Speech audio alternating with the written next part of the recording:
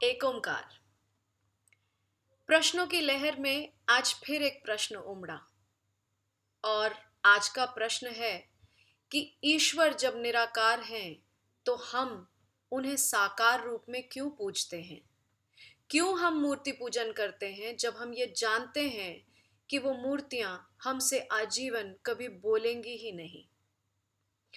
प्रश्न कुछ ठीक प्रतीत नहीं होता, किंतु पहले इसके उत्तर की ओर चलेंगे और इसका उत्तर हमारे ज्ञान से संबंधित और शरीर तक सीमित है। जिस स्थूल तत्व में, जिस शरीर और मन में हम सभी विद्यमान हैं, उस सत्य के रहते हम कभी भी ईश्वर के सत्य तक नहीं पहुंच सकेंगे, क्योंकि ईश्वर का सत्य सूक्ष्म से भी अति सूक्ष्म से संबंधित है। वहां तक जाना हमारे लिए अत्यंत कठिन है। वो मार्ग ही बहुत लंबा है। क्यों? क्योंकि उस निराकार में जो आत्मा स्थापित है और उस आत्मा की जो डोर परमात्मा से बंधी हुई है, वो बहुत ही सूक्ष्म है, दिखेगी ही नहीं कभी। जीवन का आरंभ भी उसी डोर के चलते हुआ है और मृत्यु के पश्चात भी वो डोर वैसी ही रहेगी, किंतु हम उसे कभी नहीं देख पाएंगे।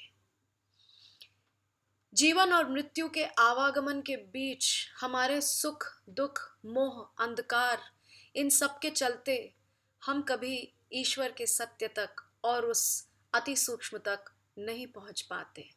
इसका कारण हमारी अज्ञानता है और उस अज्ञानता के चक्रव्यूह में हमारी आत्मा बस शरीर और मन में कैद होकर रह जाती है। और मन तो चंचल है।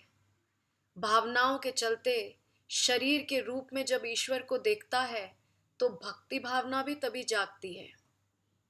जिस दिन ये मन अज्ञानता से मुक्त होता है, उसी दिन हमें ब्रह्म के निराकार रूप का ज्ञान भी होता है और उस दिन हम जड़ में भी चेतना के स्तोत्र को ढूंढ लेते हैं और उस दिन सारी मूर्तियां भी सजीव हो जाती हैं। इसलिए प्रश्न, मैं कहूंगी, ईश्वर से संबंधित नहीं है, हमारी चेतना से संबंधित है। अपनी चेतना को जागृत करें। सतनाम।